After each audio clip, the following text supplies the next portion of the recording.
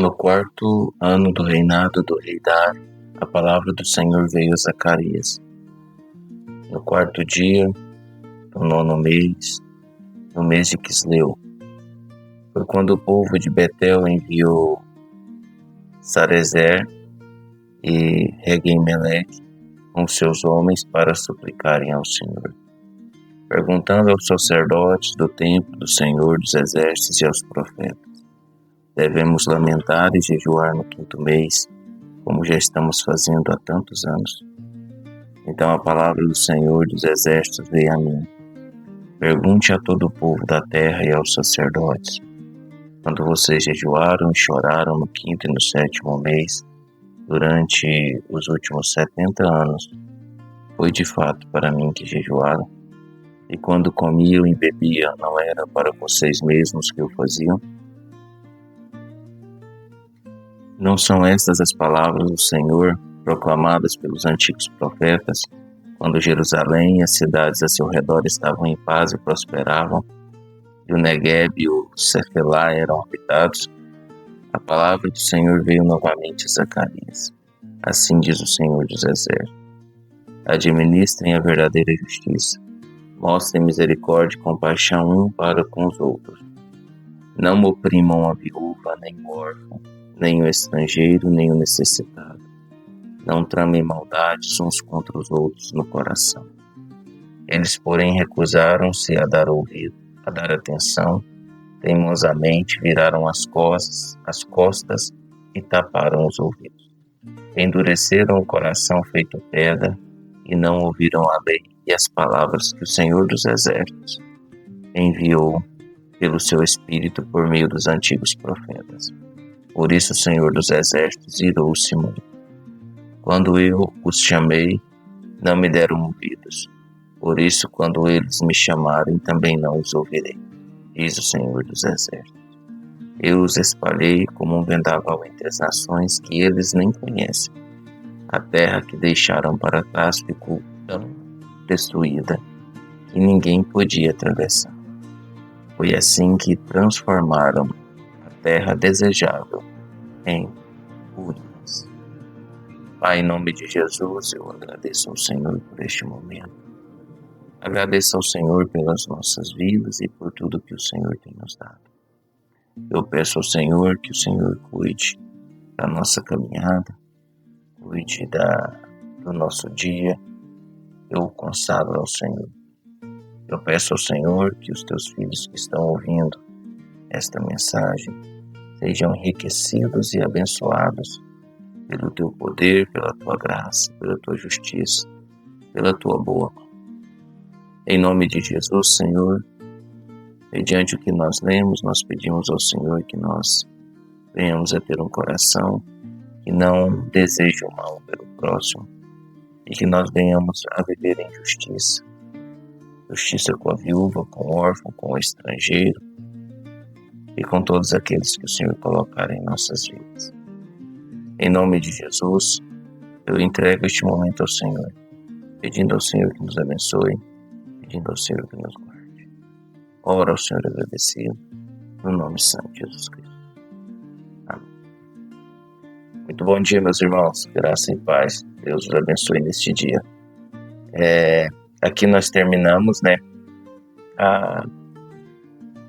aquelas visões, No capítulo 6 termina aquelas visões, no capítulo 7 começa alguns outros diálogos, E nesse diálogo aqui, o pessoal de Judá, da região de Betel, envia 2 mensageiros, provavelmente pessoas importantes e conhecidas da época, para ir aos sacerdotes em Jerusalém, para ir ao profeta Zacarias e perguntar se eles deveriam continuar jejuando, como eles estavam jejuando no 5º mês, e porque era uma prática deles jejuarem aquele mês, tirar aquele mês para jejum, e se eles deveriam continuar fazendo isso, visto que já havia passado tantos anos, nem tudo voltou ao normal, mas que já havia algumas coisas que tinham voltado ao normal, como, por exemplo, a reconstrução do templo estava em andamento. E E quando eles chegam, nós não sabemos se essa pergunta é uma pergunta irônica ou se é uma pergunta simples, né? Mas quando eles chegam com esta mensagem, o Senhor fala por meio do profeta. Fala assim, olha, será que eles estão jejuando realmente é para mim? E será que quando eles comem e bebem, eles fazem isso também para mim? E o Senhor está dizendo aqui, não adianta você fazer alguns sacrifícios, como o caso do jejum, se o seu coração e a sua mente não estiver no Senhor. Se o seu coração e a sua mente não estiver no Senhor, isso não vai ter um efeito espiritual. Porque não foi para o Senhor, foi para você.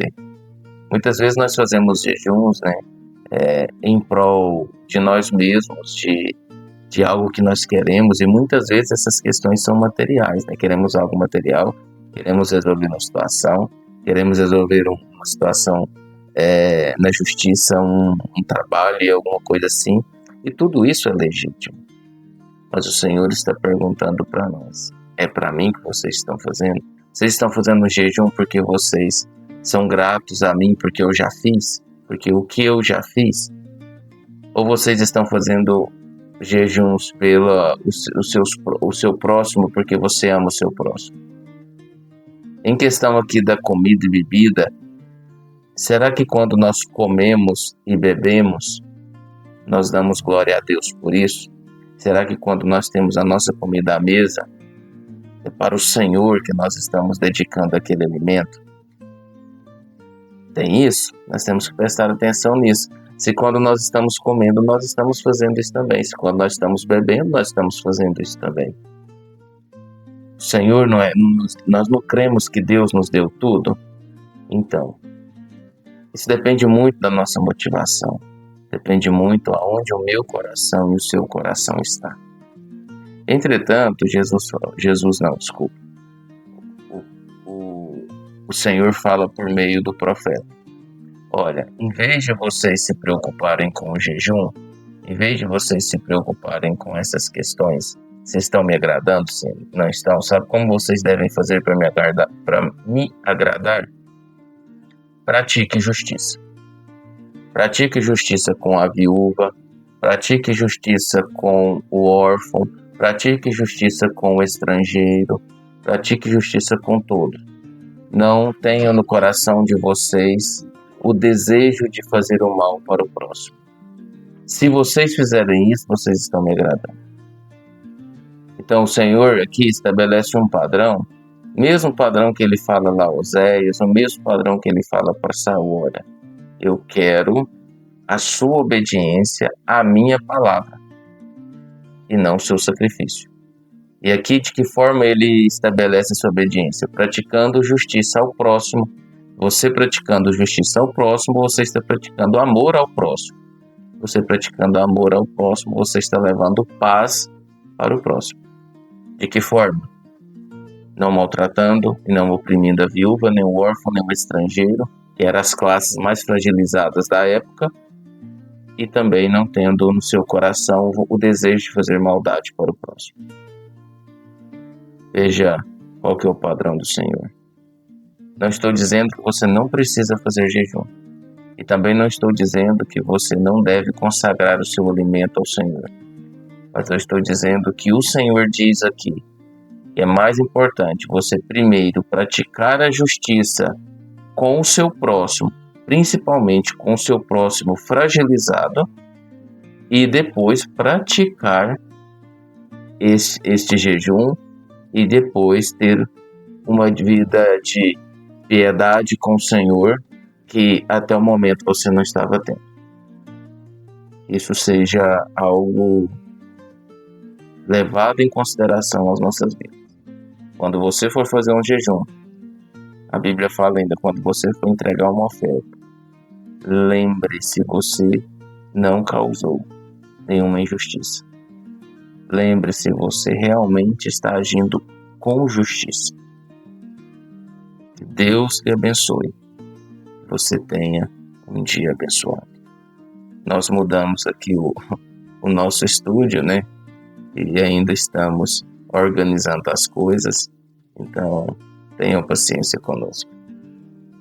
Deus abençoe e fiquem com Deus.